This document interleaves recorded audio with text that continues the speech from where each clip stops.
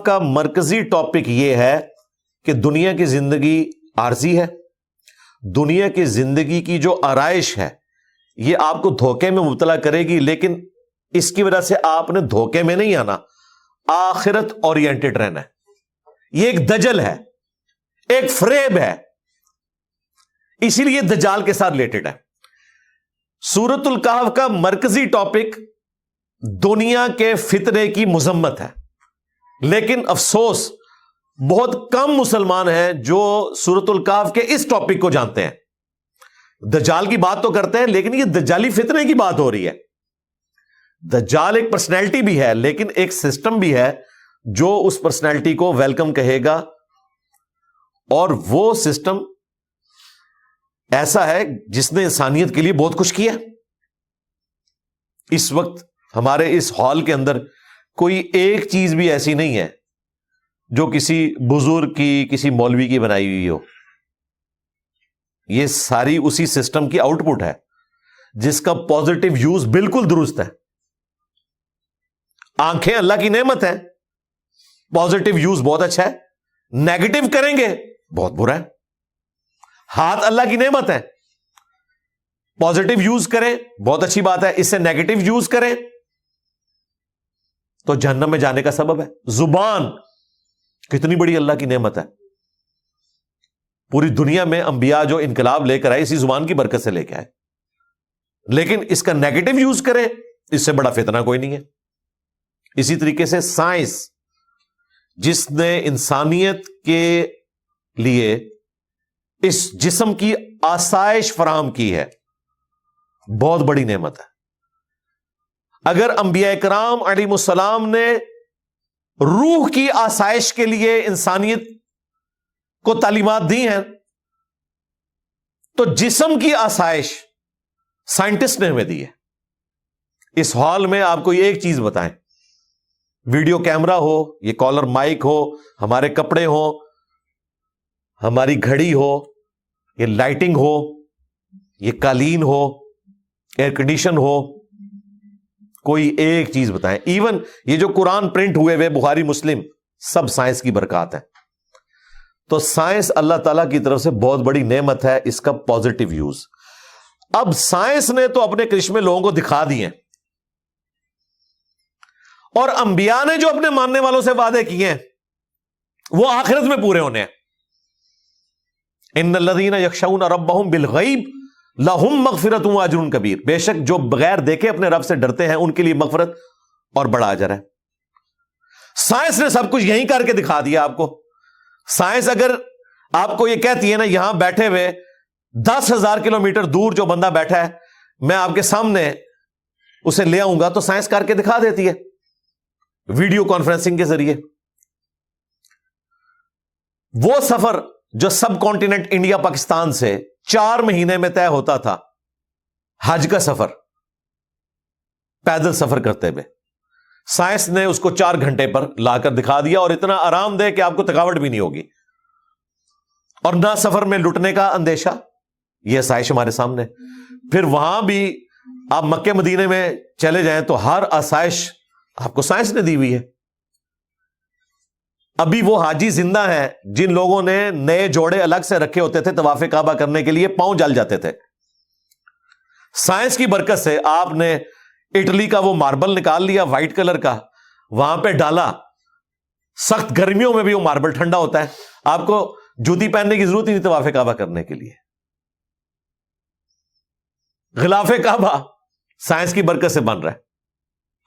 وہاں پہ جتنی صفائی ہو رہی ہے، پانی کا نظام، ایون زمزم جو نکالا جا رہا ہے اس بڑے پیمانے کے اوپر، وہ موٹریں، وہ سارے کا سارا نظام سائنس نے دیا. پھر انٹرنیٹ کا کرشمہ، پرنٹنگ پریس کا کرشمہ، یہ اتنی چیزیں ہیں کہ اگر آپ شمار کرنا شروع کریں تو کسی حد تک یہ چیز جسٹیفائی لگتی ہے کہ سائنس نے لوگوں کا جو یہ دماغ خراب کر دیا کہ اس دنیا کی زندگی کو انہوں نے سب کچھ سمجھ لیا، وہ جسٹیفائی ہے کافی حد تک. اگر آخرت اورینٹڈ کوئی نہ ہوا تو یہ ساری چیزیں اس کو گمراہ کر لینے کے لیے کافی ہیں. یہی دجالی سسٹم ہے. کہ مادے کی آنکھ کھلی ہوئی ہے اور روحانیت کی آنکھ بند ہے. دجال کی بھی ایک آنکھ ہے. سمبولک بھی ہے یہ بات, فزیکلی ایک پرسنالٹی بھی ہے اور ایک سسٹم بھی ہے. ہم سائنس کے مخالف نہیں ہیں. ہم نہیں کہتے کہ جی وہ دجال کی بائیں آنکھ جو ہے وہ یوں ہے تو دائیں والی یوں ہو جائے گی, دائیں ہے تو بائیں ہو جائے. ہم کہتے ہیں دونوں آنکھیں چاہیے. ہمیں ریویلڈ نالج بھی چاہیے, وحی کا علم بھی, اور ایکوائرڈ نالج بھی, سائنس کا علم بھی. ان دونوں کو ملا کر انسانیت کی بہتری ہوگی. روح کی غذا انبیاء پرووائڈ کرتے ہیں, اور جسم کی غذا, آسائش ہمیں سائنس پرووائڈ کر رہی ہے. اگر وہ جرمن سائنٹسٹ امونیا نہ ایکسٹریکٹ کرتا اور ہمیں کھاد نہ ملتی تو آج دنیا بھوک سے ہی مر جاتی. 8 سے 100 سال پہلے دنیا کی آبادی آلموسٹ 1 ارب تھی, آج 8 ارب ہو چکی ہے. اگر زمین وہی کچھ پیدا کر رہی ہوتی تو یہ 7 ارب لوگ تو بھوکے مر جاتے. آج مشینیں نہ ہوتی تو انسان ننگے پاؤں پھرتے. کتنے موچی آپ لے کر آتے جو آپ کی جوتیاں بناتے. تو یہ سائنس نے سب کچھ کر کے دکھایا آپ کو. اس لیے پھر لوگ اسی کے اندر گم ہو جاتے ہیں اور اسی کو سب کچھ سمجھ لیتے ہیں. یہ دنیا کا فتنہ ہے جس میں آپ مبتلا ہو رہے ہیں. دنیا ہماری ضرورت ہے لیکن اپنے اوپر سوار نہیں کرنی. اس کو آپ مثال سے سمجھیں, کشتی نے پانی پہ ہی چلنا ہے. پانی اس کی ضرورت ہے لیکن پانی کشتی کے اندر نہیں آنا چاہیے. سائنس ہماری ضرورت ہے, دنیا کی آسائشیں ہماری ضرورت ہیں, لیکن اس کو ہم اپنے اوپر اتنا سوار نہ کریں کہ ہماری کشتی ڈوب جائے اور آخرت بھی برباد ہو جائے. تو اس کو بیلنس کر کے چلیں. جو مولوی بالکل دنیا کی مذمت کے اوپر بات کرتے ہیں ان کے رہن سہن میں کوئی بھی دنیا کی ایسی آسائش نہیں ہے جو انہوں نے خود چھوڑی ہوئی ہو. تو وہ تقریر کرتے ہوئے تو اچھے نہیں لگتے نا. میں اگر یہ باتیں کر رہا ہوں تو میں اچھا لگتا ہوں کہ میں نے سبسسٹنس لیول کے اوپر چیزیں حاصل کی ہیں دنیا سے, لیکن اپنی آسائش کو اس لیول پہ نہیں لے کے گیا کہ اپنی آخرت ہی برباد کر لوں. تو آپ کو یہ باتیں سننے کو ملیں گی, دجالی نظام, دجالی نظام, اور 24 گھنٹے اس کا نفع حاصل کر رہے ہیں. واٹس ایپ کی شکل میں, اسمارٹ فون کی شکل میں, ایئر فلائٹس کی شکل میں, ٹورز کی شکل میں, بڑی بڑی گاڑیوں کی شکل میں. کون سا فائدہ جو ان لوگوں نے حاصل نہیں کیا. تو یہ مکمل طور پر سائنس کی برکات کو آپ کنڈیم نہیں کریں گے. یہ اللہ تعالیٰ کی طرف سے نعمتیں ہیں جو اللہ تعالیٰ نے عطا کی ہیں انسانیت کو. کل یوم ہوا فی شان, ہر آنے والا دن اللہ تعالیٰ کی نئی شان لوگوں کے سامنے لے کر آ رہا ہے.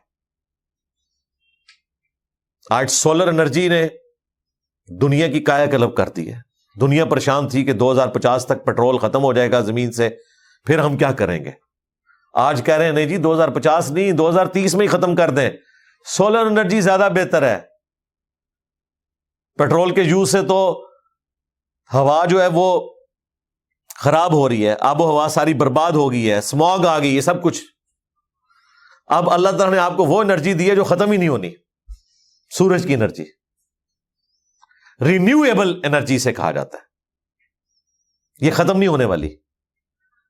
دوسری ہے نان رینیویبل انرجی, جو دوبارہ آپ پروڈیوس نہیں کر سکتے, جیسا کہ تیل ہے, ختم ہو جائے گا. سولر انرجی ختم نہیں ہوگی, ونڈ انرجی ختم نہیں ہوگی, اور جب یہ ختم ہوگی نا اس وقت انسانیت ہی ختم ہو جائے گی, کیونکہ سورج ختم ہو گیا تو دنیا ختم. غوث وقت نے دنیا نہیں سنبھالی ہوئی ہے, سورج نے سنبھالی ہوئی ہے. اور سورج کو پتا بھی نہیں کہ اس نے دنیا سنبھالی ہوئی ہے, خدا نے سنبھالی ہوئی ہے. یہ اللہ تعالیٰ نے اسباب بنائے ہیں. سورج کی وجہ سے مخلوقات اس پلانٹ ارتھ پہ زندہ ہیں. پودے اپنی خوراک تیار کرتے ہیں, پودوں کو ہم کھاتے ہیں, جانور کھاتے ہیں, جانوروں کو ہم کھاتے ہیں. یہ پورے کا پورا سارا نظام سورج کی وجہ سے. ہواؤں کا چلنا, موسموں کا بدلنا, بادلوں کی شکل میں بارش کا ٹرانسفر ہونا, گلیشیئرز کی فارم میں برف کا وہاں پر برسنا, اور پھر وہ سورج کی تپش سے پگھلنا, اوپر دریاؤں کا چلنا, زمین کے نیچے دریاؤں کا چلنا.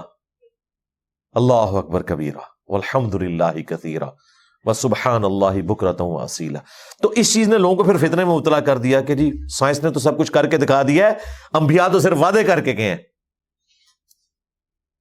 لیکن جو اس سائنس کے ذریعے خدا اورینٹڈ ہو جاتے ہیں، انہیں پتا چل جاتا ہے کہ یہ کائنات جس نے بنائی ہے تو بنا کے چھوڑ نہیں دی، اس میں جو ہارمنی ہے وہ کلیئر کٹ اشارہ کرتی ہے ایک مقصد کے تحت بنی ہے، اور وہ مقصد کیا ہے اسے انبیاء بتاتے ہیں۔ وہ آگر کلیم کرتے ہیں کہ یہ دنیا کی زندگی عارضی ہے، اس سے نفع اٹھاؤ، یہ حدود اللہ ہیں، انہیں نہیں توڑنا، آخرت کی تیاری کرنی ہے۔ اس لیے سورۃ الکہف کے حوالے سے جو دجال کا فتنہ جڑا ہوا ہے وہ اس فارم میں ہے، نہ کہ یہ ہے کہ وہ 5 ریڈ ہائفر اسرائیل نے منگوا لی اور ادھر دنیا پریشان ہوگی کہ جی وہ دجال نکلنے والا ہے، کیوں جی اسرائیل نے 5 وہ سر گائے منگوا لی ہیں۔ یعنی قرآن و حدیث کوئی نہیں پڑھتا، اسرائیل گائے منگوا لے، ان کو ٹینشن پڑ جاتی ہے دجال کہیں نکل ہی نہ آئے۔ قرآن و سنت کے اوپر کوئی عقیدہ نہیں ہے، جو کوئی باہر سے بات سنتے ہیں اس کے پیچھے چلنا شروع کر دیتے ہیں۔ تو یہ مرکزی ٹاپک ہے۔